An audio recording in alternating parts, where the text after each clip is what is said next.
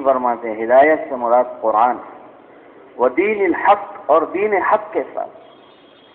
کیوں؟ لیظہرہ، تاکہ آپ کے لائے ہوئے دین کو اللہ غالب کر دے، علی الدین کلی، سارے دینوں پر.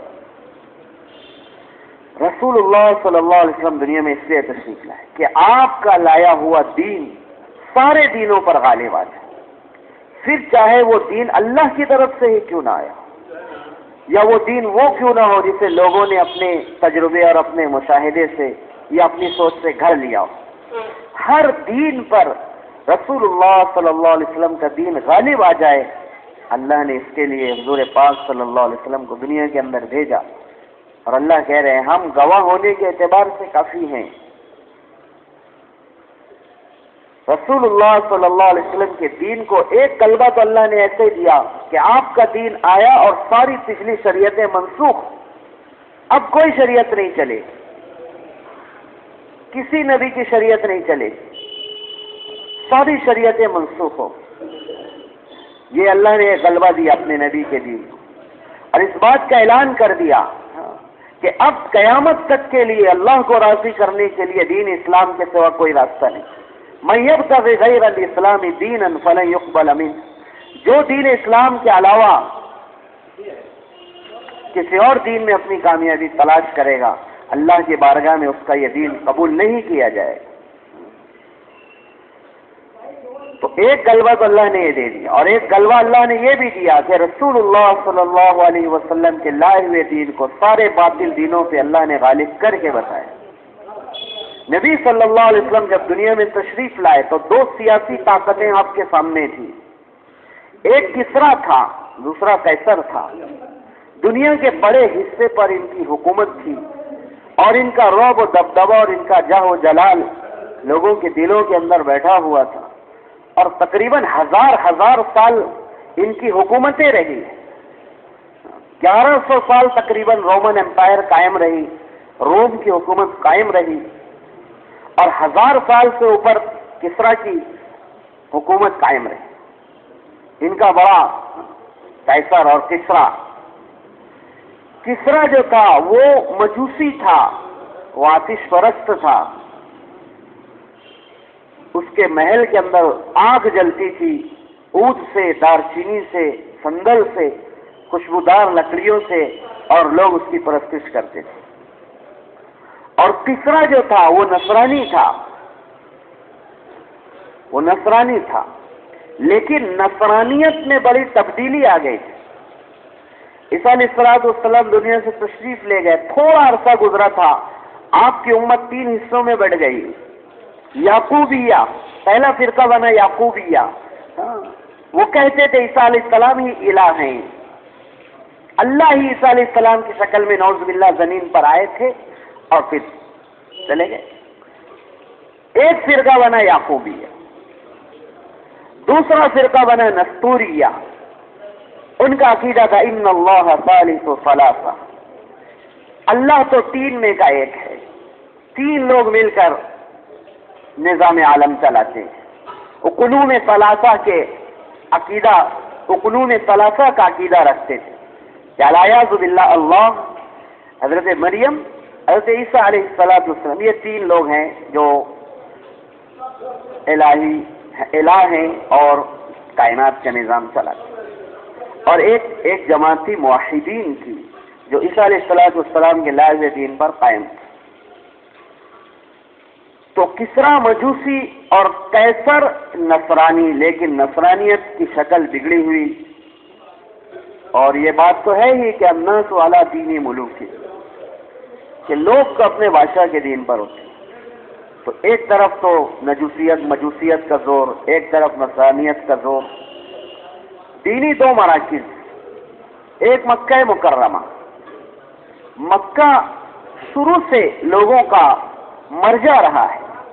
آدم علیہ السلام نے پہلا حج کیا بیت اللہ کا، اس وقت سے لوگوں کا رجوع بیت اللہ کی طرف، کیونکہ اللہ نے اسے عالم کا مرکز بنایا. ان اول بیت وضع للناس للذی ببکۃ مبارکا وہدی للعالمین، پہلا گھر جو لوگوں کے لیے بنایا گیا وہ ہے جو مکہ میں ہے.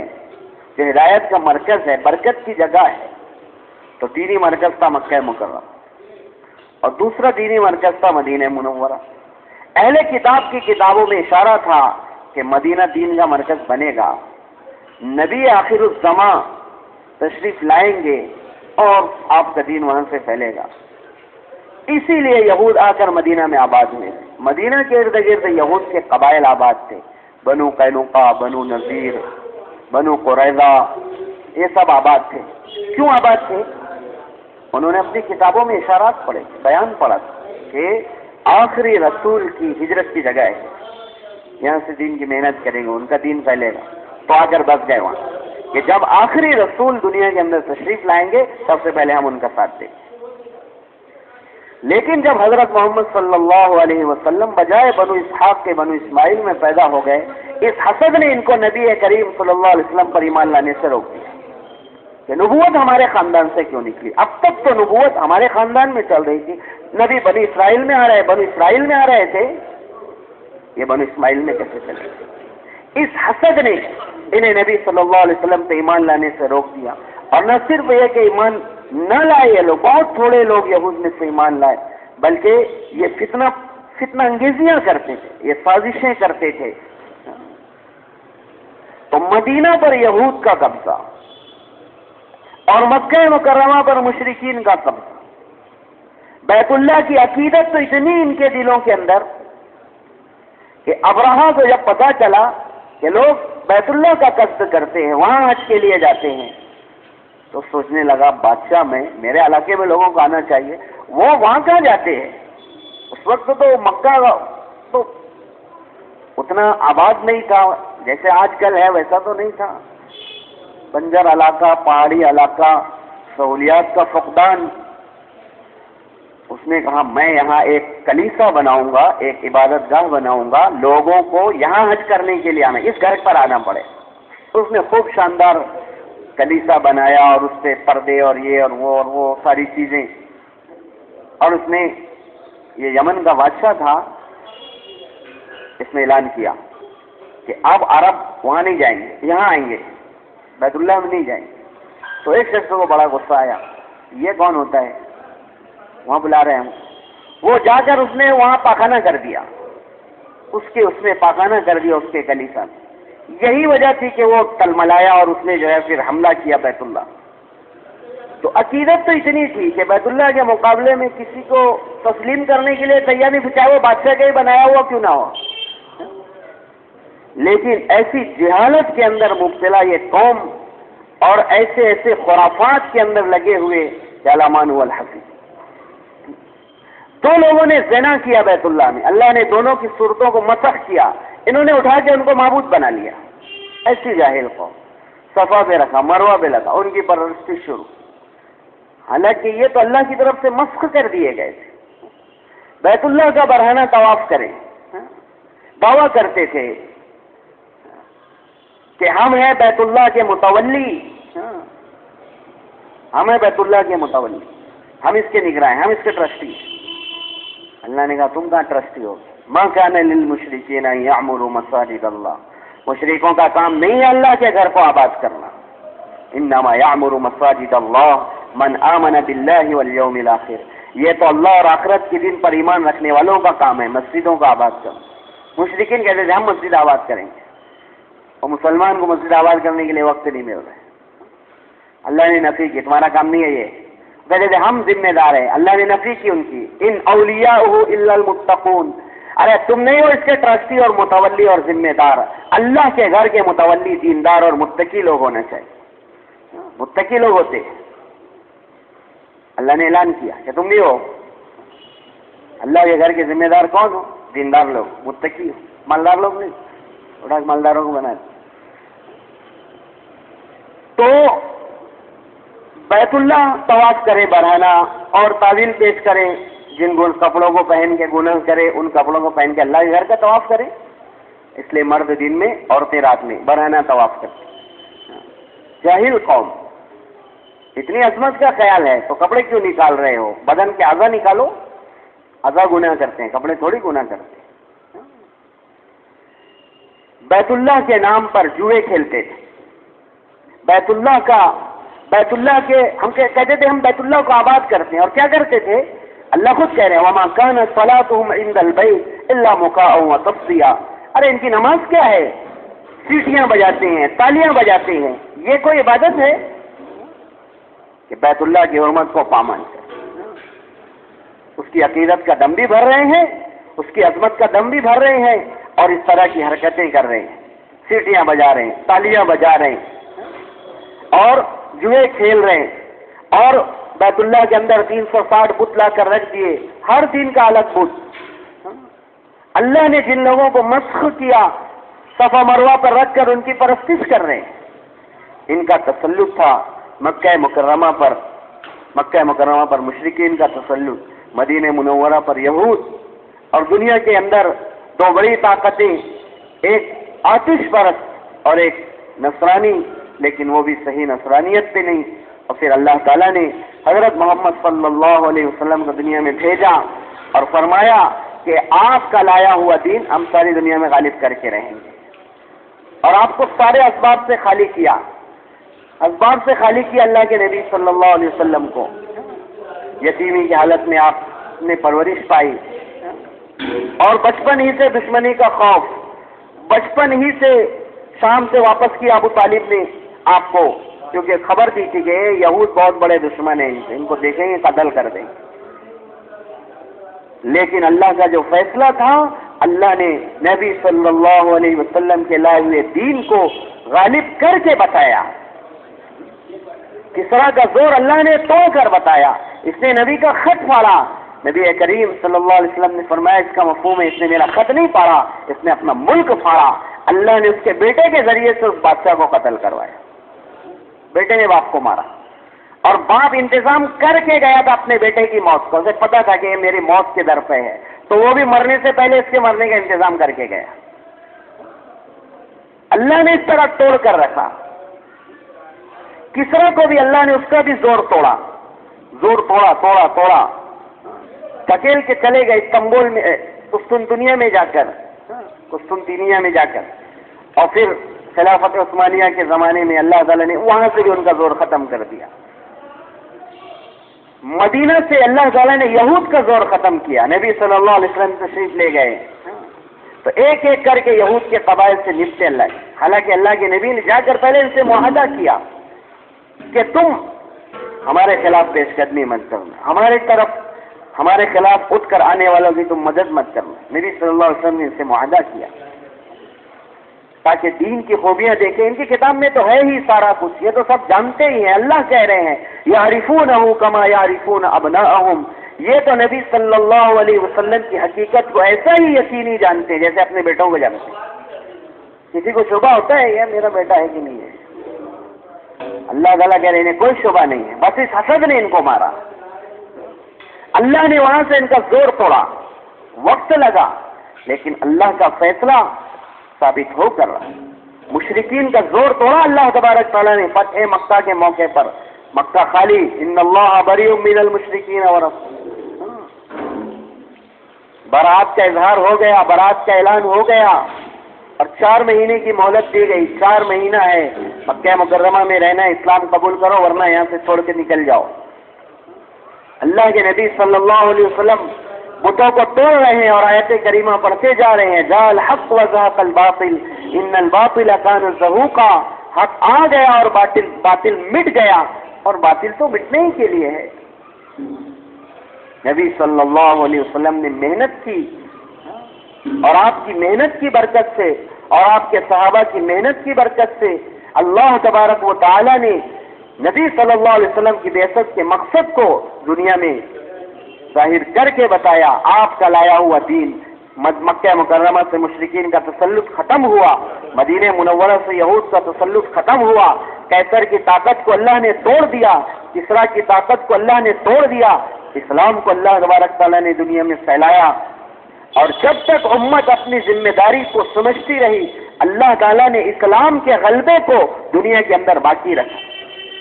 حضور کے بعد خلافت راشدہ قائم ہوئی، دین اسلام غالب رہا۔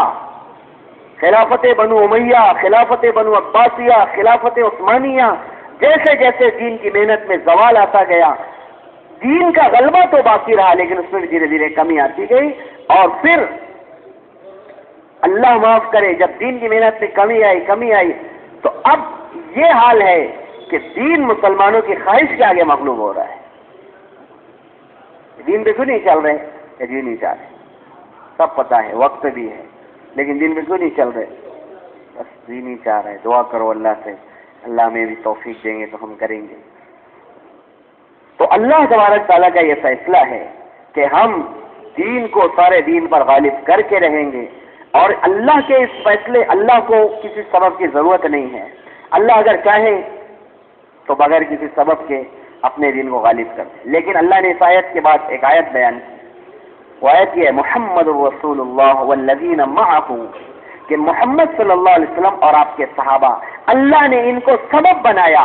یہ دنیا دار الاسباب ہے، اللہ نے ان حضرات کو سبب بنایا۔ اعلیٰ درجے میں حضرت محمد صلی اللہ علیہ وسلم کو اور آپ کی صحبت کی برکت سے صحابہ کرام رضی اللہ عنہم اجمعین کو اللہ تبارک و تعالیٰ نے دنیا کے اندر دین اسلام کے غلبے کا سبب بنایا ہے، اور اللہ تبارک تعالیٰ قیامت تک حضور پاک صلی اللہ علیہ وسلم کے صحابہ کی صفات کو اپنی زندگی میں پیدا کرنے والوں کو اپنے دین اسلام کے غلبے کا سبب بنائیں گے۔ کہ اللہ نے صحابہ کو کن صفات کی بنیاد پر اپنے دین کے غلبے کا سبب بنایا، آج ہمیں بھی ان صفات کو اپنی زندگی کے اندر لانا ہے تاکہ اللہ تعالیٰ ہمیں بھی اپنے دین کے غلبے کا سبب بنائے۔ اللہ کا فیصلہ ہو چکا ہے اور اللہ کا دین غالب ہوگا، اللہ کے نبی کے زمانے میں بھی ہوا ہے اور پھر سے ہوگا اللہ کا دین غالب۔ اگر ہم چاہتے ہیں کہ اللہ کے دین کے اس غلبے میں ہمارا حصہ لگے تو جیسے صحابہ نے ان صفات کو اپنے اندر پیدا کر کے نبی صلی اللہ علیہ وسلم کے دین کے غلبے میں اپنا حصہ لگایا، اللہ تبارک تعالیٰ ہمارا بھی حصہ نبی صلی اللہ علیہ وسلم کے دین کے غلبے میں لگائیں۔ اور اللہ نے جو ہمیں ذمہ داری دی ہے اس ذمہ داری کے اندر حصہ لینے والوں میں اللہ ہمیں بھی شامل کریں۔ ہم جو نائب الرسول ہیں نا، ہم جو خلیفۃ الرسول ہیں نا، اس ذمہ داری کے پورا کرنے میں ہمارا بھی حصہ لگے گا۔ جب ہم اپنے آپ کو ان صفات کے ساتھ متصف کریں گے، ان صفات کو اپنے اندر پیدا کریں گے جو صفات صحابہ کے اندر تھی، اور ان صفات کی برکت سے اللہ نے انہیں اپنے دین کے غلبے کا سبب بنایا۔ کیا ہے وہ صفات؟ اللہ خود بیان کر رہے ہیں، اشداء علی الکفار رحماء بینہم، ان صحابہ سے جن سے ہم نے دین کے غلبے کا کام لیا، ان کی یہ صفت تھی کافروں پر سخت اور آپس میں بالکل رحم دل۔ کافروں پر سخت کا یہ مطلب نہیں کہ کافروں پر بیجا ظلم کرتے تھے، کافروں پر سخت ہونے کا مطلب یہ ہے کہ اللہ اور اس کے رسول کے مقابلے میں کفر اور کافر کی کوئی رعایت نہیں ہوگی، پھر چاہے وہ کوئی بھی ہو۔ اللہ تبارک تعالیٰ خود قرآن میں کہہ رہے ہیں کہ جو لوگ اللہ پر ایمان لاتے ہیں وہ ان لوگوں سے دوستیاں نہیں کرتے جو اللہ اور اس کے رسول کے مخالف ہیں، وَلَوْ كَانُوا آبَاءَهُمْ أَوْ إِخْوَانَهُمْ أَوْ عَشِيرَتَهُمْ، پھر چاہے ان کے باپ ہی کیوں نہ ہو، ان کے بھائی کیوں نہ ہو، ان کے خاندان کے لوگ کیوں نہ ہو، اللہ اور اس کے رسول کے مقابلے میں کسی کی نہیں چلے گی۔ ابو بکر رضی اللہ عنہ کے والد ابو قحافہ رضی اللہ عنہ اسلام لانے سے پہلے نبی صلی اللہ علیہ وسلم کی شان میں کوئی گستاخانہ کلمہ کہا، ابو بکر رضی اللہ عنہ خطبے میں سنتے ہیں نا، ارحم هذه الامہ، اس امت کے بہت زیادہ رحم دل، لیکن نبی کی شان میں گستاخی کی، اپنے باپ کو اس زور کا تماچا مارا ہے کہ زمین پر گر گئے کہ اللہ اور اس کے رسول کی محبت سب پر پائے۔ جراح ابو عبیدہ ابن جراح رضی اللہ عنہ کے والد جنگ میں بار بار سامنے، ابو عبیدہ سامنے سے ہٹ جا رہے ہیں کہ میرے ہاتھ سے ان کا قتل نہ ہو، لیکن جب بار بار سامنے آئے ہیں اپنی تلوار سے اپنے باپ کا سر قلم کیا ہے اور اس بات کو ثابت کیا ہے کہ ہم وہ قوم ہیں اللہ اور اس کے رسول کے مقابلے میں کسی کی پرواہ نہیں کریں گے ہم۔ عبداللہ رضی اللہ تعالیٰ عنہ، عبداللہ بن ابی کے بیٹے جو رئیس المنافقین تھا، اس نے جب یہ کہا کہ ہم عزت دار لوگ مدینہ جا کر نعوذ باللہ ان ذلیلوں کو، مسلمانوں کو، حضرت محمد صلی اللہ علیہ وسلم اور آپ کے صحابہ کو مدینہ سے نکال دیں گے، تو یہ عبداللہ رضی اللہ تعالیٰ عنہ تلوار لے کر مدینہ کے باہر کھڑے ہیں اور اپنے باپ کی گردن پہ لگایا ہے اور اس بات کو کہا ہے کہ اعتراف کر کہ میں ذلیل ہوں اور محمد صلی اللہ علیہ وسلم عزت والے ہیں، جب تک اعتراف نہیں کرے گا تجھے مدینہ میں داخل نہیں ہونے دوں۔ اور نبی صلی اللہ علیہ وسلم کی خدمت میں جا کر اجازت مانگی، اجازت دیں اپنے ہاتھ سے اس کا سر قلم کر دوں، نبی صلی اللہ علیہ وسلم نے منع کر دیا۔ الحب فی اللہ والبغض فی اللہ، صحابہ کا یہ جذبہ تھا، ان کو ان کی یہی فکر تھی کہ جو کرنا ہے اللہ اور اس کے رسول کے لیے کرنا۔ اغراض کے لیے ان کے تعلقات نہیں تھے، ان کے تعلقات کی بنیاد اخلاص تھی۔ من ابغض للہ واحب للہ فقد استکمل ایمانہ، جس نے اللہ کے لیے محبت کی اور اللہ کے لیے دشمنی کی، اس نے اپنے ایمان کو کامل کیا۔ ایمان کے اعتبار سے کامل۔ عمر رضی اللہ عنہ نے بدر کے قیدیوں کے بارے میں کیا رائے دی؟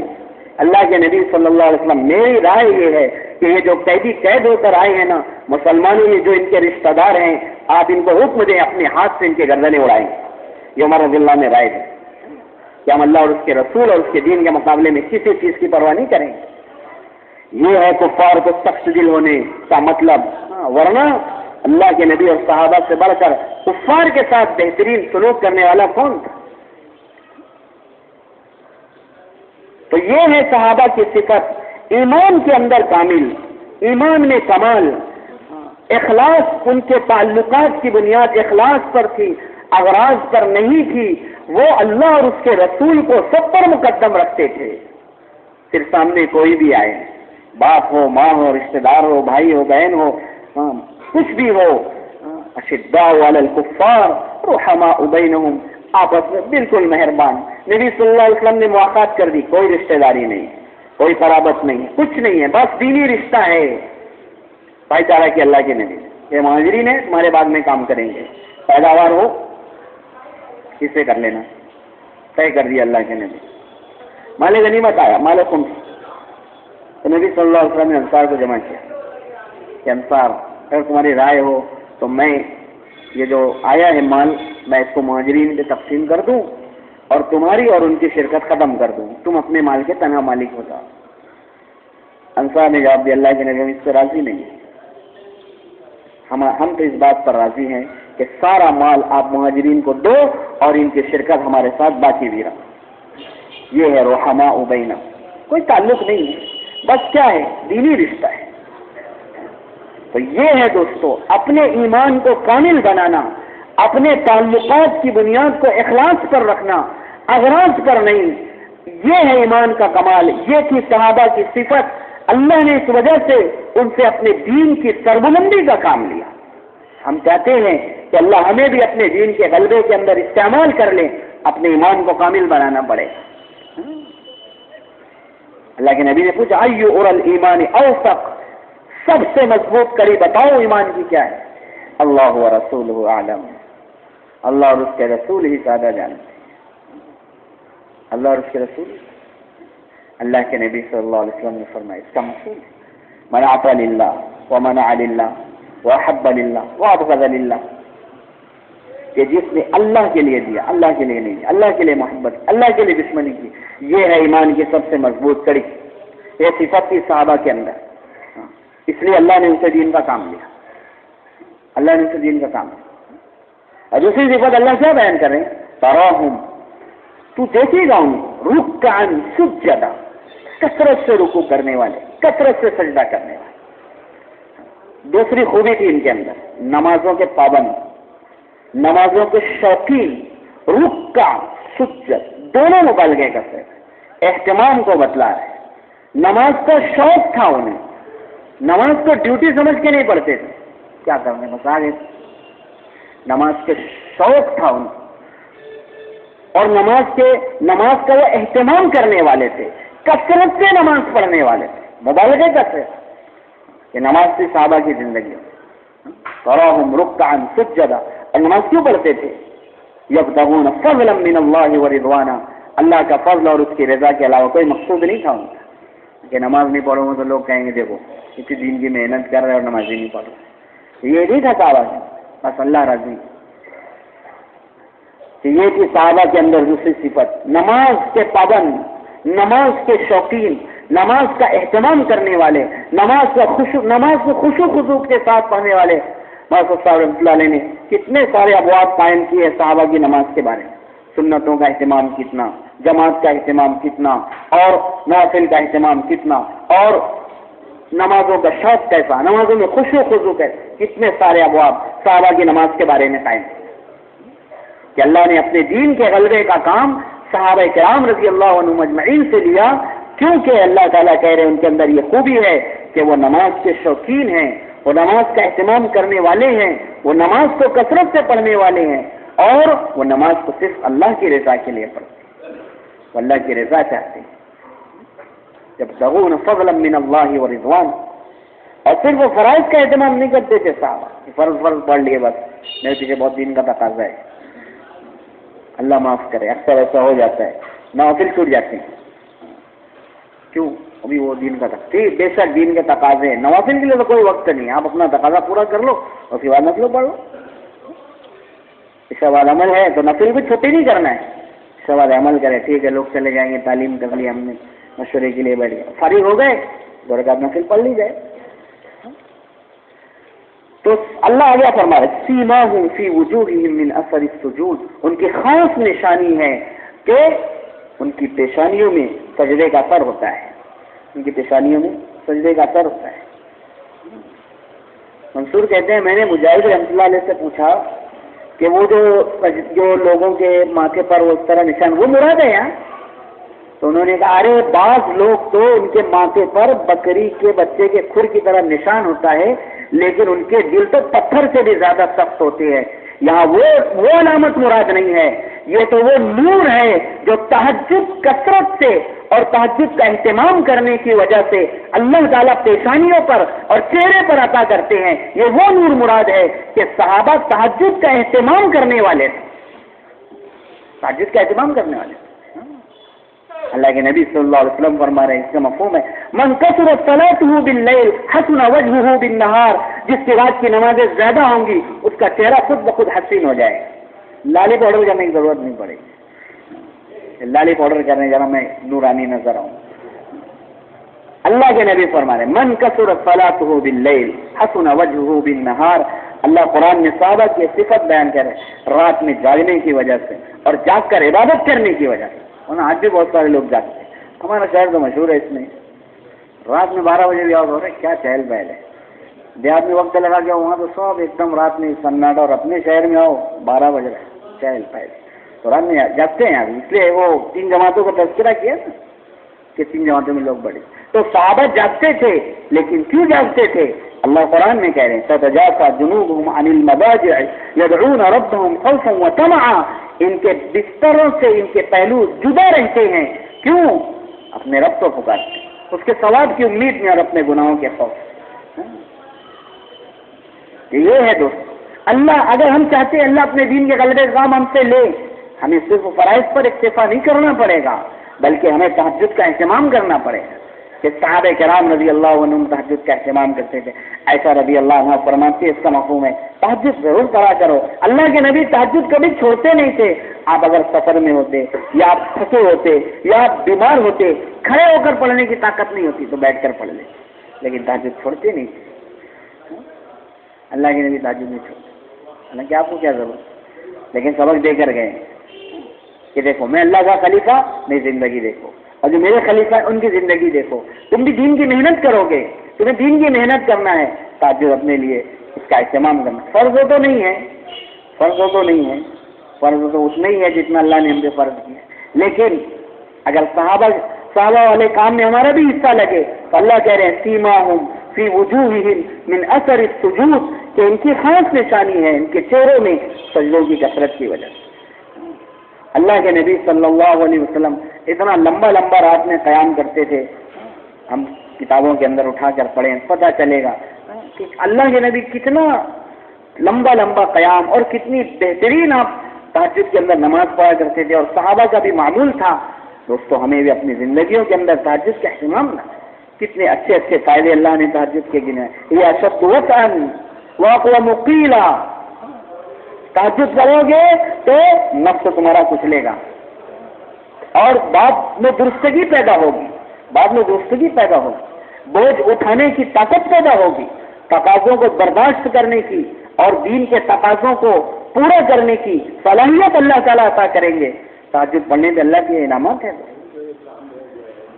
کہ اللہ نے بیان کیا کہ اگر چاہتے ہیں دوستو ہم اللہ ہم سے اپنے دین کے غلبے کا کام لیں تو فرائض کا اہتمام تو کرنا ہی ہے، نوافل کا اہتمام تو کرنا ہی ہے، خاص طور پر تہجد کی نماز کا اہتمام کرنا ہے، کیونکہ اللہ تعالیٰ قرآن میں فرما رہے ہیں جس کا مفہوم ہے کہ صحابہ کی پیشانیوں پر ایک خاص نشان ہے سجدوں کی کثرت کی وجہ، یہ ہے صحابہ۔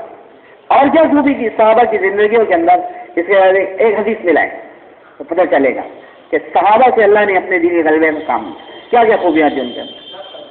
عبداللہ بن مسعود رضی اللہ عنہ فرماتے ہیں من کان مستنن فلیستن بمن قد مات، جو کسی کی اقتدا کرنا چاہتا ہے، کسی کو دیکھ کر چلنا چاہتا ہے تو ان لوگوں کو دیکھ کر چلے جو دنیا سے چلے گئے۔ فإن الحي لا تؤمن عليه الفتنة، زندے فتنوں سے معمون نہیں ہیں، زندے فتنوں سے محفوظ نہیں ہیں، فتنے کا شکار ہو سکتے ہیں، اس لیے مسنون دعاؤں میں ہے اللہم انی اعوذ بک من مضلات الفتن، اے اللہ گمراہ کرنے والے فتنوں سے میں تیری پناہ طلب کرتا ہوں۔ نبی صلی اللہ علیہ وسلم مسنون دعاؤں میں آئیے اللہم اجعل خیر عمری آخرہ ہو، اے اللہ میری عمر کا بہترین میرے آخر کو بنا، عمر کا بہترین آخر، بھٹک نہ جاؤں، کہیں فتنے کے شکار نہ ہو، وخیر عملی خواتیمہ ہو، اور میرے بہترین عمل میرے آخر کے اختتام کے عمل ہوں۔ نبی کی دعائیں ہیں دوستو، ہمیں بھی اہتمام کرنا چاہیے نبی صلی اللہ علیہ وسلم کی دعاؤں میں اللہم انی اسألک فعل الخیرات وترک المنکرات وحب المساکین وان تغفر لی وترحمن واذا اردت فتنة فی قوم، اللہ اگر تو کسی قوم میں فتنہ ڈالنے کا ارادہ کرے نا فتوفنی غیر مفتون، اس فتنے میں مبتلا ہونے سے بہتر ہے مجھے موت دے دے۔ ہم تو مطمئن رہتے ہیں ارے میں کتنا پروف کہ نہیں دوست، ہمیں نبی ہمیں تعلیم کے لیے گیا۔ تو ابو ابن مسعود رضی اللہ عنہ کہہ رہے ہیں فإن الحي لا تؤمن عليه الفتنة، شیطان دھوکے میں لگا، دیکھو اتنا ذمہ دار بنا پھر یہ نہیں کر رہا وہ نہیں کر رہا، ارے ان کو کیوں دیکھ، ہمیں بتا دیا گیا ہے تمہاری منزل وہ ہے، نشان منزل صحابہ کو بناؤ، زندوں کو مت بناؤ ورنہ ادھر ادھر رہ جاؤ گے۔ زندے نہیں ہے ہمارے لیے نشان منزل، صحابہ ہیں ہمارے لیے نشان منزل، ان کو دیکھو انہوں نے دین کے لیے کیا کیا کرو اور اپنی قربانی کو ان سے ملانا ہے۔ یہ نہیں کہہ رہا میں تو 3 دن بھی لگانا، 3 دن نہیں جانا، میرا سال کا چلا پابندی لگا کہ یہ ہمارے لیے یہ ہمارے بھائی ہیں، یہ ہمارے لیے نشان منزل نہیں ہے، ہمیں سب کا اکرام کرنا ہے، لیکن ہمارے لیے نشان منزل صحابہ ہیں۔ وہ تو ایسا نہیں کر رہا، وہ تو یہ نہیں کر رہا، ارے بہت دیکھا میں وقت لگا کہ یوں کر رہے اور وہ کر رہے، ارے بھائی تو نے تو غلطی کر دی، تو نے نشان منزل زندوں کو بنا لیا۔ ابن مسعود رضی اللہ عنہ فرمانے، ابن مسعود رضی اللہ علماء کا قول ہے کہ خلفاء اربعہ کے بعد عبداللہ ابن مسعود بڑے پائے کے ساتھ عبداللہ ابن مسعود وہ کہہ رہے ہیں من کان مستنن فلیستن بمن قد مات، جس کو مقتدا بنانا ہے کسی کو دیکھ کر چلنا ہے تو ان لوگوں کو دیکھ کر چلے جو دنیا سے چلے گئے۔ فإن الحي لا تؤمن عليه الفتنة، اس لیے کہ زندہ لوگ فتنے سے معمون و محفوظ نہیں ہیں۔ کون ہے وہ لوگ؟ دنیا سے بہت سارے لوگ چلے گئے، اولئک اصحاب محمد صلی اللہ علیہ وسلم، وہ محمد صلی اللہ علیہ وسلم کے صحابہ ہیں۔ یہ ہے نشان منزل، انہیں دیکھ کر چلنا ہے، انہوں نے اللہ کے دین کے لیے کیا کیا کیا، ان کی قربانیوں سے اپنی قربانی تو پتہ چلے گا کہ قربانی کے پاس سے بھی نہیں آئے۔ کیسے تھے وہ؟ قالوا افضل هذه الامه، اس امت کے افضل ترین لوگ تھے وہ، کوئی صحابی کے درجے پر نہیں پہنچ سکتا، کتنا بڑا بھی ولی بن جائے صحابی کے مرتبے پر نہیں پہنچ سکتا۔ ابر رہا قلوبا، دل کے انتہائی نیک، دل کے انتہائی نیک، دل کے انتہائی نیک۔ ابر اس کے بھی معنی یہی نکلتے ایمان کا کمال، کیونکہ سب سے بڑی نیکی ایمان ہے۔ لیس البر ان تولوا وجوہکم، اللہ کہہ رہے یہ نیکی نہیں ہے کہ تم ادھر چہرہ کرو ادھر چہرہ کرو، ولکن البر، اللہ نے نیکیاں شمار کرنا ہے، گنوانا شروع کی۔ سب سے پہلے کیا گنوایا؟ ولکن البر من آمن باللہ والیوم الآخر، سب سے بڑی نیکی ہے اللہ اور آخرت کے دن پر ایمان لانا۔ ابر رہا قلوبا، ایمان کے اعتبار سے ان کے دل سب سے اعلیٰ درجے کے، ابر رہا قلوبا، ان کے دل بالکل صاف شفاف۔ ربنا لا تزغ قلوبنا، دعا ربنا اغفر لنا ولاخواننا الذين سبقونا بالایمان ولا تجعل في قلوبنا غلا للذين آمنوا، اے اللہ ہمارے دلوں میں کھوٹ مت ڈالنا ایمان والوں کے بارے میں۔ اللہ کے نبی نے فرمایا اس کا مفہوم ہے کہ اگر تم یہ کر سکتے ہو کہ اپنے دل میں کسی کے بارے میں کوئی کھوٹ نہ رکھو تو ایسا کرو، اس لیے کہ میری سنت میں سے ہے اور جس نے میری سنت کو زندہ کیا اس نے مجھ سے محبت کی، جس نے مجھ سے محبت کی وہ میرے ساتھ جنت میں ہو۔ تو اپنے دلوں کو پاک کرنا، کھوٹ نہیں اس میں، ایمان کے اعتبار سے ان کو کامل بنانا، اپنے دل کے اندر ایمان کو رچانا بسانا۔ ابر رہا قلوباً، دل کے اعتبار سے انتہائی نیک، انتہائی ایمان ان کے دلوں کے اندر رچا اور بسا ہوا، اور اعمقہم علما، علم کے اعتبار سے انتہائی گہرے۔ دین کی محنت کرنا ہے، علم میں بھی کمال حاصل کرنے کی کوشش کی۔ علم اللہ کا بہت بڑا انعام ہے۔ یہ نہیں کہ بس تھوڑی تھوڑی چیز سیکھ لیا اور اسی سے اکتفا کر کے بیٹھے، غسل کے فرائض یاد کر لیے، وضو فرائض یاد کر لیے، نماز فرائض یاد کر لیے، بس اب وہی چل رہے وہی چل رہے وہی چل رہے۔ بے شک یہ سب چیزیں انکار نہیں ہے، لیکن آگے بڑھنا ہے۔ کیوں؟ صحابہ علم کے گہرے تھے، دین کی محنت میں اگر اپنا حصہ لگانا ہے کم سے کم اپنی ضرورت کے علم سے تو انسان واقف ہو۔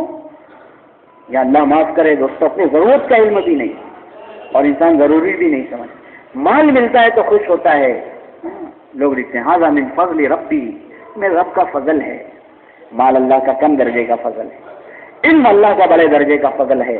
وعلمک ما لم تکن تعلم، اللہ قرآن میں کہہ رہے ہیں نبی جی ہم نے آپ کو باتیں سکھلائی جو آپ نہیں جانتے تھے۔ وکان فضل اللہ علیک عظیما، یہ اللہ کا آپ پہ بہت بڑا فضل ہے۔ علم اللہ کا بڑا فضل ہے، مال اللہ کا چھوٹا فضل ہے۔ مال بھی اللہ کا فضل ہے، اللہ نے اسے بھی خیر کا ہے۔ لوگ مال کے حاصل ہونے کو فضل، اللہ کا بہت فضل ہے، اور علم نہیں ہے، اس کا احساس نہیں ہے انسان۔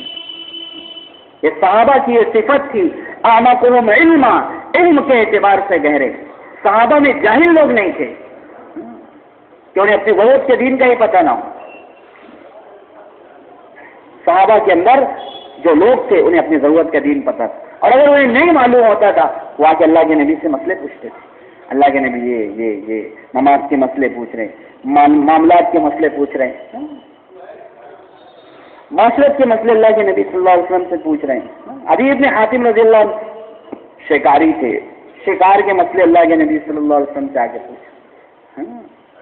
کتاب الصید والذبائح، حدیث کی کتابوں میں عنوان ہوتا ہے، اس کے تحت روایتیں ہوتی ہیں، بہت ساری روایتیں۔ عدی ابن حاتم رضی اللہ عنہ شکاری تھے، تو صحابہ اگر ان کو نہیں معلوم ہوتی تھی دین کی کوئی بات تو نبی صلی اللہ علیہ وسلم سے آ کر پوچھتے تھے کہ علم کے اعتبار سے گہرے بننا ہے۔ یہ نہیں دوستوں کہ بس وہی 10 صورتوں پہ اکتفا کر لیا ہم نے، آگے نہیں بڑھ رہی ہے گاڑی۔ اللہ نے بہت دنوں سے توفیق دی اپنے دین کی محنت میں لگنے کی، لیکن ہم قرآن کا زیادہ حصہ یاد ہی نہیں کر رہے، آگے ہی نہیں بڑھ رہے۔ ہمارے نبی صلی اللہ علیہ وسلم، امام غزالی رحمۃ اللہ علیہ فرماتے ہیں کہ مستحب ہے ظہر کی سنتوں میں 100 آیتوں والی صورتیں پڑھو۔ پوری 10 بھی صورت پڑھیں گے تو پتہ نہیں 100 ہو پائے گی کہ نہیں، گننا پڑے گا کتنی آئے ہوتی، پوری الحمدللہ سے والناس تک بھی پڑھیں گے۔ مستحب لکھا ہے امام غزالی رحمۃ اللہ علیہ، مستحب ہے ظہر کی سنت میں 100 آیتیں والی صورتیں پڑھو کم سے کم، ورنہ سورہ بقرہ بھی پڑھنے کا قول لکھا ہے تو سورہ بقرہ پڑھی جائے۔ یہ ہے دوست، علم کے اعتبار سے آگے بڑھنا ہے، قرآن سیکھنے کے اعتبار سے آگے بڑھنا ہے، اپنی ضرورت کا دین سیکھنا ہے۔ اس لیے ہمارے حضرت فرما رہے ہیں اپنی مسجدوں میں مسائل کے حلقے بھی قائم کریں۔ فضائل کا علم تو ہم الحمدللہ سیکھتے ہیں، تعلیم کے اندر بیٹھتے ہیں، بیٹھنا چاہیے، وہ بھی ہماری ضرورت ہے، لیکن مسائل کا علم بھی سیکھنا چاہیے، علماء کے پاس جانا چاہیے، اپنی مسجدوں میں حلقے قائم کرنا چاہیے، اپنی ضرورت کا دین سیکھنا چاہیے۔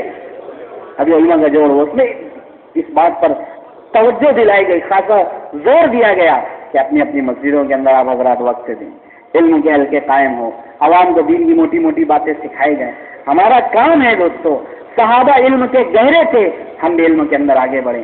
اللہ معاف کرے دوستو، علم کے اعتبار سے بہت پیچھے، عبادات کے دین کا پتہ نہیں، نماز پڑھ رہے نماز کے واجبات کا پتہ نہیں، بہت سارے نماز واجبات نہیں مانتے، حالانکہ واجب چھوٹ جائے گا تو سچا کیسا کرنا پڑے۔ روزہ رکھ رہے ہیں، کس چیز سے روزہ ٹوٹ جاتا ہے نہیں پتا، روزے کے فرائض کیا ہے نہیں پتا، زکوٰۃ کی کیا فریض ہے نہیں پتا، معلوم کرنا چاہیے۔ میں یہ نہیں کہہ رہا کہ ہم سب مدرسے میں داخلہ لے لیں، 7-8 سال عالم کی سند لیں، اپنی ضرورت کا دین ہم سیکھیں، یہ ہم سب کی ذمہ داری ہے۔ صحابہ اعمقہم علما، علم کے اعتبار سے گہرے تھے، اپنی ضرورت کا علم جانتے تھے، وہ اپنی ضرورت کے دین سے واقف تھے، اس پر عمل کرتے تھے۔ صحابہ کا پہلا کام تھا، ایمان لانے کے بعد نماز سکھائی جاتی تھی، اللہ معاف کرے مسلمان گھرانے میں پیدا ہوئے، اتنی عمر گزر گئی، لیکن نماز تو پڑھتے ہیں، لیکن اگر امامت کا موقع آ جائے نا تو انسان گھبرا جاتا ہے، خاص طور پہ اگر جہری قرات والی نماز ہے، امام صاحب نہیں آئے تو سب گھبرانے لگتے ہیں، اور جو تھوڑا شرعی لباس میں داڑھی واڑی والا ہوتا ہے وہ زیادہ گھبرانے لگتا ہے اگر اس کی نماز صحیح نہیں ہوتی۔ کیوں گھبرا رہے، کیوں گھبرا رہے؟ اگر نماز صحیح ہوتی، نماز کا علم ہوتا، ضرورت کے وقت نماز تو فرض ہے نا، ٹھیک ہے امامت فرض نہیں ہے سب پر، لیکن نماز تو فرض ہے، اور جیسے اکیلے کی نماز ہوتی ہے ویسے ہی نماز ہوتی ہے امام کی، کوئی الگ نہیں، اس میں کوئی ادھر سے دو چار اٹھا پٹک نہیں کرنا رہتا ہے۔ یہ دوستو عبادات کے دین میں پیچھے، معاملات کے دین میں پیچھے، کتنی معاملات کے اندر فرق، دین سیکھا نہیں ہم نے، معلومات نہیں لی۔ حالانکہ دوستو دین کا معاملات تو ہماری زندگی کا جزو ہے، ہم معاملات سے نکل سکتے، قبضہ کیے بغیر چیزیں بیچ دیتے ہیں لوگ، منع کیا گیا ہے، جب تک کہ تمہارے اس چیز پہ تمہارا قبضہ حاصل نہ ہو تم اسے بیچو مت، ٹوپی پہ ٹوپی گھومتے رہتے، کیوں ہوتا ہے؟ کسی دکان پہ اگر یہ لکھا ہوا ہو کہ بیچا ہوا مال واپس نہیں لیا جائے گا، لوگ عیب کی نگاہ سے دیکھتے ہیں، دیکھو یہ عیب نہیں ہے، ٹھیک ہے وہ لکھا ہے، کیونکہ اللہ کے نبی فرما رہے المتبیعان بالخیار ما لم یتفرقا، خریدنے بیچنے والوں کو اس وقت تک اختیار ہے لینے نہ لینے کا جب تک انہوں نے معاملہ پورا نہیں کیا ہے۔ خرید و فروخت ہو گئی، آپ نے پیسے دے دیا، سامنے والے نے چیز دے دی، آپ سامنے والے کو آپ مجبور نہیں کر سکتے کہ یہ واپس لے، مجھے نہیں چاہیے، مجبور نہیں کر سکتے۔ ترغیب اللہ کے نبی صلی اللہ علیہ وسلم نے ضرور دی ہے، من اقال مسلمن اقال اللہ اثرتہ، جو مسلمان کی خریدی یا بیچی چیز کے واپس لینے پر راضی ہو جائے اللہ قیامت میں اس کی لغزشوں سے درگزر کر دیں گے۔ نبی صلی اللہ علیہ وسلم نے تاکید ضرور کی ہے لیکن حکم نہیں دیا کہ تجھے واپس لینا ہی پڑے گا۔ ہاں 3 اختیارات ہے شریعت نے دیے، ہمیں اور بھی نہیں پتا۔ اگر خیار شرط آپ نے لیا ہے واپس کر سکتے ہیں، خیار نیت کی وجہ سے واپس کر سکتے ہیں، خیار عیب کی وجہ سے واپس کر سکتے ہیں۔ آپ نے جو چیز خریدی اس میں کوئی عیب ہے تو وہ چیز واپس کر سکتے ہیں، اس میں بھی فقہا کہتے ہیں یہ نہیں کر سکتے کہ بھیا 100 کی چیز ہے نقص ہے نا کل 90 کی دے دیں، نہیں واپس کرو، یا تو 100 میں لو یا تو وہ واپس کر دو۔ خیار عیب کی وجہ سے، خیار نیت کی وجہ سے کر سکتے ہیں، سودا بغیر دیکھے ہوا، سامنے ان کا ایسی ایسی وہ چیز ہے آپ نے دیکھا ان صفات میں کمی تھی، آپ کو اختیار ہے اسے واپس کر سکتے ہیں، مجبور کر سکتے ہیں لینے پر آپ۔ خیار شرط آپ نے لیا، ایک صحابی اللہ کے نبی صلی اللہ علیہ وسلم کے پاس، اللہ کے نبی صلی اللہ علیہ وسلم بعض اوقات میرے دماغ سے کچھ ایسے اثرات آ جاتے ہیں، میں مہنگی چیزیں سستے داموں میں فروخت کر دیتا ہوں اور سستی چیزیں مہنگے داموں میں خرید لیتا ہوں۔ اللہ کے نبی صلی اللہ علیہ وسلم نے فرمایا اس کا مفہوم ہے کہ تم جب کسی چیز کو خریدا کرو یا بیچا کرو اپنے لیے 3 دن کا خیار لے لیا کر کہ 3 دن میں میں تمہیں فائنل کر بتاؤں، 3 دن میں میں تمہیں حتمی طور پہ بتاؤں گا کہ مجھے چیزیں لینا ہے یا نہ لینا ہے۔ اس کو کہتے ہیں خیار شرط۔ اگر آپ نے اس طرح کا خیار لیا ہے تو پھر آپ سامنے جا کر سامان واپس کرتے کہ معاملات ہو رہے ہیں، لیکن معاملات کے دن میں اجارہ ہو رہا ہے، اجرت پر اجرت ہی نہیں طے ہوتی ہے، حالانکہ اجرت کا طے کرنا ضروری ہے، مدت طے کی جائے کہ بھئی یہ کام ہے کتنی مدت تک یہ کام کرنا ہے، اس کی اجرت کیا ہوگی، جتنا کام طے ہوا ہے اتنی اجرت پر اتنا ہی کام کرا سکتے ہو، یہ نہیں کہ تھوڑا سا یہ بھی کر دو نا، یہ تھوڑا سا آپ یہ بھی کر دو نا، نہیں، آپ نے جتنا کام بتایا ہے اور اس کی جتنی اجرت طے کی ہے شرعی اعتبار سے آپ اتنی اجرت پر اتنا ہی کام کرا سکتے ہیں۔ ہاں سامنے والا اپنی خوشی سے کر دے تو الگ بات ہے، کہ اجرت طے نہیں ہوتی پھر بعد میں جھگڑا ہوتا ہے۔ اتنا کیسے ہو گیا کہ دوستو ہمیں ضروری ہے، معاشرت کا دین سیکھا نہیں ہم نے، کتابوں کے اندر لکھا ہے میت کے مال سے 4 حق متعلق ہوتے ہیں، میت کے مال سے 4 حق متعلق ہوتے ہیں۔ پہلا حق کیا ہے؟ اس کی تجہیز و تقسیم، اس کے مال میں سے اس کی تجہیز و تقسیم کی جائے، سارا مال ختم ہونے دو۔ دوسرا حق کیا ہے؟ اس کا قرض ادا کیا جائے، اس کا قرض ادا کیا جائے، سارا مال ختم ہوتا ہے ہونے دو، کچھ نہ ملے وارثوں کو چلے گا، قرض ادا کیا جائے دوستو، کیونکہ قرض کی ادائیگی نہیں، ہم نے خود سنی ہوگی حدیثیں، منتخب حدیث کے اندر کتنی وعید ہے، اللہ کے نبی نماز جنازہ نہیں پڑھائے، شہید کے سارے گناہ معاف ہو جائیں گے لیکن قرض کی ادائیگی، قرض اگر ہے وہ نہیں اللہ معاف کرے گا، اس کی روح لٹکی رہے گی جب تک اس کا قرضہ نہ ادا کیا جائے، کہ قرض ادا کیا۔ تیسرا وصیت نافذ کی جائے، یہ حق ہے اس سے متعلق، وصیت نافذ کی جائے۔ اللہ کے نبی صلی اللہ علیہ وسلم نے فرمایا، ابن عمر رضی اللہ عنہ کی غالباً روایت ہے، کسی کے ذمہ اگر لوگوں کا حق ہو 3 دن اس پر اس حال میں نہ گزرنا چاہیے کہ اس نے وصیت لکھ کے نہ لکھ دی ہو، نہ رکھ دی، کچھ پتہ ہی نہیں ہوتا ہے۔ اور چوتھا ہو گیا ترکے کی تقسیم، یہ میت کے مال میں حق ہے، جیسے سبھی کو تقسیم میں جلدی کرنا ہے، ترکے کی تقسیم میں بھی جلدی کرنا ہے، لیکن لوگوں معاشرت کے دین کا پتہ نہیں، اگر کوئی جلدی ترکے کی بات تقسیم کی بات کر لے تو لوگ ناراض ہو جاتے ہیں۔ دیکھو کتنا دن ہوا انتقال ہوتے ہوئے، اس کو مال کی کھائی پڑ گئی۔ نہیں دوستو، شریعت ان سوراخ کو بند کرنا چاہتی ہے جو آگے چل کے لڑائی جھگڑے کا سبب بنتے ہیں۔ شریعت پہلے اس پہ روک لگاتی ہے کہ ایسے کام کرو ہی مت جو آگے چل کے نزاع کا سبب بنے، آپسی رشتوں میں دراڑ کا سبب بنے۔ ہاں اچھے اچھے بلا وجہ تاخیر کرتے رہتے، یہ نہیں کہہ رہا ہوں میں کہ فوراً تقسیم کرنا واجب ہے، لیکن یہ ہمیں شریعت میں سمجھایا گیا ہے کہ یہ 4 حد اس سے متعلق ہے، جلد از جلد اس کو ادا کیا جائے، تاخیر ہوگی فساد ہوتا ہے۔ واللہ لا يحب المفسدین واللہ لا يحب الفساد، اللہ کو فساد پسند نہیں ہے، اس لیے ہماری شریعت ہمیں یہ سکھا رہی ہے ان سوراخ کو پہلے ہی بند کر دو جو سوراخ آگے چل کے لڑائی جھگڑے کا، قطع رحمی کا، رشتوں کے اندر دراڑ پڑنے کا سبب بنے۔ کہ معاشرت کا دین سیکھنے کی فکر نہیں، معاملات کا دین سیکھنے کی فکر نہیں، عبادات کا دین سیکھنے کی فکر نہیں۔ حالانکہ دوستو صحابہ کرام جو اصل دین کی محنت کرنے والے تھے، نبی صلی اللہ علیہ وسلم کے بعد ان کی یہ صفت تھی، اعمقہم علما، علم کے اعتبار سے گہرے، اقلہم تکلفا، ان کی زندگیاں تکلفات سے پاک۔ اللہ نے جس صحابی کو جس حال میں رکھا تھا تو اس حال میں رہتے تھے۔ صحابہ کرام کے بارے میں آتا ہے چپل نہیں ہوتا تھا، ننگے پیر چل لیا کرتے تھے، دھوپ ستاتی تھی چیتڑے لپیٹ لیا کرتے تھے، جیسے برتن میں کھانا دیے جائے کھا لیتے تھے، لوگوں کا جوتا پانی پی لیا کرتے تھے، کوئی مسئلہ ان سے پوچھتا انہیں نہیں معلوم ہوتا تو صاف کہہ دیتے تھے بھائی مجھے نہیں معلوم۔ سیدھی سادی زندگیاں، غریب کو کبھی مالدار کو دیکھ کے حسد نہیں ہوتی تھی کہ اتنا مال کما رہے میں بھی اس کے جیسا کماؤں۔ ام حضرہ رضی اللہ عنہ آئی حضرت ابو درداء رضی اللہ عنہ کے پاس کہ آپ کیوں نہیں ان دیگر صحابہ کی طرح سے دنیا کماتے، ہم بھی مہمان نوازی کریں، اچھے مقصد کے لیے ہم بھی مہمان نوازی کریں گے۔ نہیں دیکھو ہمارے سامنے ایک گھاٹی آنے والی ہے، ہلکے بوجھ والے اس پر آسانی سے گزر جائیں، جو غریب تھے نا وہ اپنے غریب غربت میں خوش، اقلہم تکلف، یہ نہیں چلو میں بھی خوب محنت کرتا ہوں۔ اور جو مالدار تھے وہ کبھی غریب لوگوں کو اپنے سے حقیر نہیں سمجھتے تھے، جو مالدار تھے ان کو بھی یہ فکر ہوتی تھی۔ عبدالرحمن بن عوف رضی اللہ عنہ نے سنا اپنے بارے میں کہ میں جنت میں پیروں پہ چل کے نہیں جاتا ہوں، پورا مال صدقہ کرتا ہوں۔ ایسا رضی اللہ عنہ نے سنا ہے، اللہ کے نبی سے میں نے سنا ہے، میری امت کے مالداروں میں ہے جنت میں نہیں جا سکیں گے اپنے پیروں پر، پورا جو قافلہ آیا تھا تجارتی پورا کا پورا صدقہ کرتا۔ اللہ نے جس کو جس حال میں رکھا تھا وہ اسی حال میں اللہ پر راضی تھے، دنیا کے اندر ایک دوسرے سے حرص نہیں کرتے تھے، غریب کو مالدار بننے کی لالچ نہیں تھی کہ میں جو ہے مالدار بنوں، یہ کیوں اس سے حسد کروں میں، اور جو مالدار تھا وہ غریبوں پہ تکبر نہیں کر رہا کہ میں ان کے ساتھ جا رہا ہوں، یہ غریب ان کو کوئی سلیقہ نہیں، یہ نہیں وہ نہیں، سب اللہ تعالیٰ کے فیصلے پر راضی تھے۔ متفرشین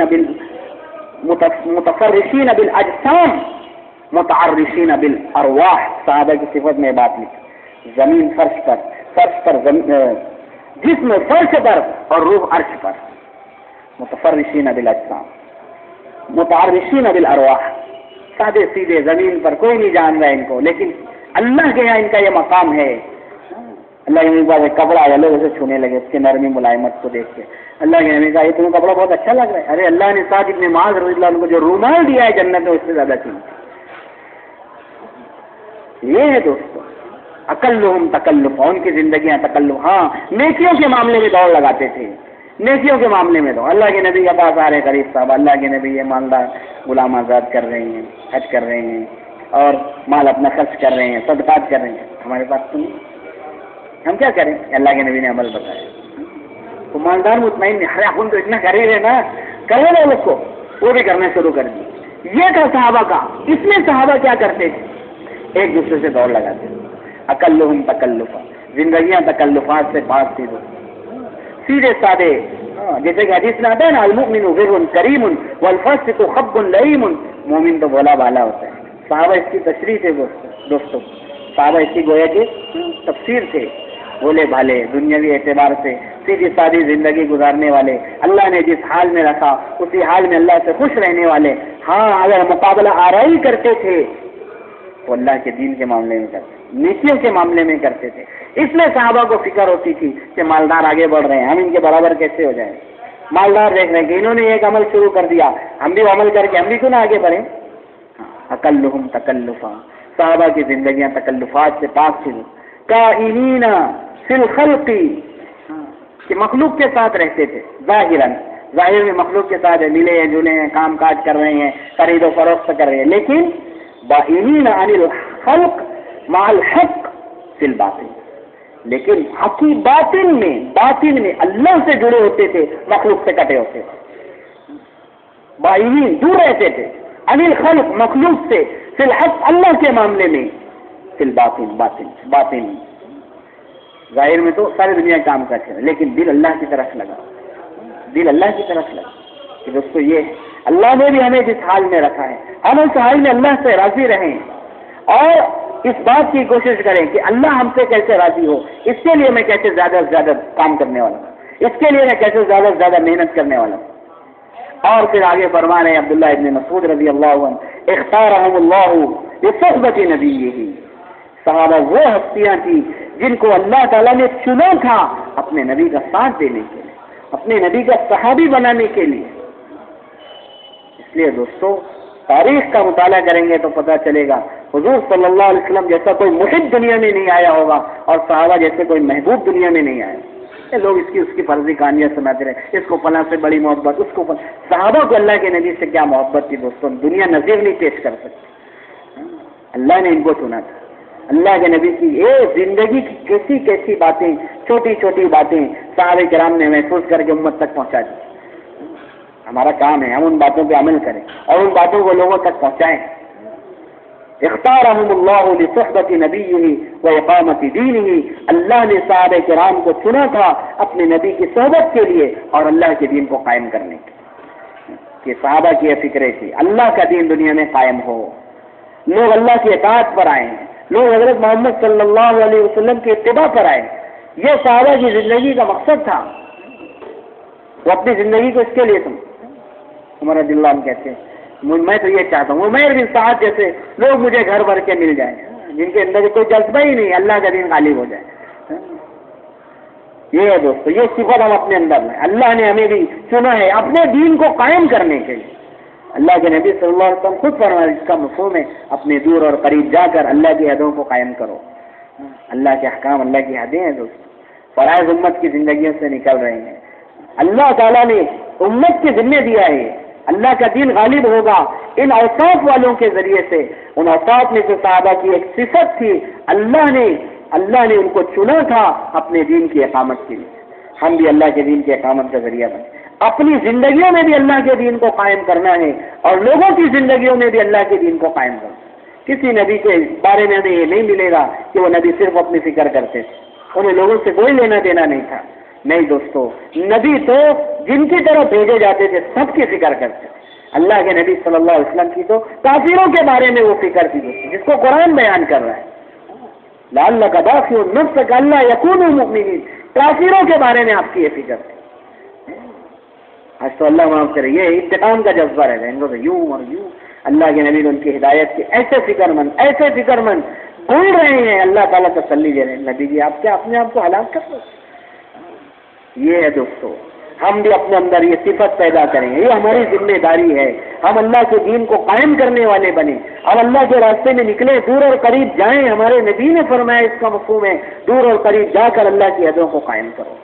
اللہ کے احکام، اللہ کی حدیں ہیں، اللہ نے اپنے حکموں قرآن میں بیان کیا، پھر قاتل کا حدود اللہ، یہ اللہ کی حدیں ہیں، اس کو ہمیں قائم کرنا ہے۔ کچھ شرعی حدیں بھی ہیں، 5 حدیں شرعی ہیں، لیکن علماء فرماتے ہیں اللہ کے احکام یہ بھی اللہ کی حدیں، کہ قاضی کے ذمہ وہ تو شرعی حدود کا نفاذ کرے گا، لیکن اللہ کے جو احکام ہیں دوستو اس کو قائم کرنا، اس کو نافذ کرنا ہم سب کی ذمہ داری اپنی بساط اور اپنی طاقت کے وقت۔ یہ صفات اگر ہم اپنے اندر پیدا کریں گے، اللہ تبارک تعالیٰ اپنے دین کے غلبے کا جو فیصلہ کر چکے ہیں اللہ ہمیں اس میں بھی استعمال کر لیں گے، اور پھر ہمیں فکر کرنے کی ضرورت نہیں کہ یہ سیاسی جماعتیں ہمارے خلاف اور یہ فلاں ہمارے خلاف اور یہ فلاں ہمارے خلاف۔ ہم اللہ کے دین کے غلبے کی کوشش کریں، اللہ اس دین کے مقابلے میں آنے والی ہر باطل طاقت کو اپنی قدرت سے توڑ کے بتائیں۔ ہمیں باطل کو توڑنے کی فکر نہیں کرنا ہے، ہمیں اس بات کی فکر کرنا ہے کہ اللہ نے جو فیصلہ کر لیا ہے لیظہرہ علی الدین کلہ، اللہ کے اس فیصلے میں میرا بھی حصہ لگ جائے۔ کیسے لگے؟ اللہ تعالیٰ نے خود قرآن میں صفات بیان کر دی، نبی صلی اللہ علیہ وسلم کے صحابہ نے بتا دی کہ دیکھو صحابہ جو اللہ کے دین کے غلبے کا حصہ بنے ہیں ان کے اندر یہ خوبیاں تھی، یہ صفات تھی۔ ہم بھی اپنے اندر اگر یہ صفات پیدا کر لیں گے دوستو، اللہ تبارک تعالیٰ کی ذات سے قوی امید ہے، اللہ نے یہ جو فیصلہ کیا ہے اپنے دین کے غلبے کا، اللہ نے اس میں استعمال کرنا ہے، اور نہیں اللہ کا خوش نہیں بگڑے گا۔ ان تتولوا یستبدل قوما غیرکم ثم لا یکونوا امثالکم، تم اگر پشت پھیرو گے اللہ دوسری قوم کو لے آئے گا، پھر وہ تمہاری طرح پشت پھیرنے والے نہیں ہوں۔ مشرکین مکہ نے اللہ کے نبی کا ساتھ نہیں دیا، اللہ تعالیٰ مدینہ منورہ سے انصار صحابہ کو لے کر آئے۔ اللہ تعالیٰ یہ نہیں دیکھتے کہ ہاں یہ خاندان کے لوگ ہیں، یہ اعلیٰ حسب نسب کے لوگ ہیں، انہی سے کرانا چاہیے، یہ نہیں آئیں گے تو کیسا ہوگا۔ نہیں، اللہ کسی کے محتاج نہیں ہے، ہم محتاج ہیں، میں ضرورت مند ہوں۔ دین کی محنت اگر میں کروں گا تو میرا فائدہ ہے، اللہ کا، اس کے دین کا، اس کے نبی کا کوئی فائدہ نہیں۔ سب بری ہے، اللہ بے نیاز، نبی صلی اللہ علیہ وسلم کو ہماری محنت کی ضرورت نہیں، اللہ کے دین کو ضرورت نہیں، مجھے آپ کو ضرورت ہے، مجھے آپ کو ضرورت ہے۔ اس لیے ہمیں اللہ کے راستے میں نکلنا ہے تاکہ اللہ کا دین قائم ہو، اللہ کا دین دنیا کے اندر نافذ ہو، میری اپنی زندگی میں بھی نافذ ہو۔ ہم رسول اللہ صلی اللہ علیہ وسلم کے خلیفہ ہیں، اللہ کے نبی کو اللہ نے اجراء شریعت کے لیے، نفاذ شریعت کے لیے دنیا میں بھیجا تھا، یہ ہمارا بھی یہ کام ہے، اللہ کی شریعت کو لوگوں میں جاری کرنے کی محنت کرنا ہے، اپنی زندگیوں میں شریعت کو نافذ کرنا ہے، اللہ کے راستے میں ہمیں نکلنا ہے تاکہ اللہ کی شریعت لوگوں کے اندر جاری ہو، لوگ اللہ کی حدوں پر، اللہ تعالیٰ کی حدوں کو اس کو پورا کرنے والے، اللہ نے جن کاموں کے کرنے کا حکم دیا لوگ اس کو کرنے والے بنے، اور جن کاموں سے اللہ نے روکا ہے لوگ اس سے رکنے والے بنے۔ اس کے لیے بھائیو دوستو ہم سب سے مطالبہ ہے۔ ابھی گزشتہ ہفتے جوڑ ہوا، مولانا صاحب کہنے لگے آخری مجلس میں کہ بھائیو زمانہ کروٹ لینے کو ہے، اپنا جال مال جھونک دو اللہ کے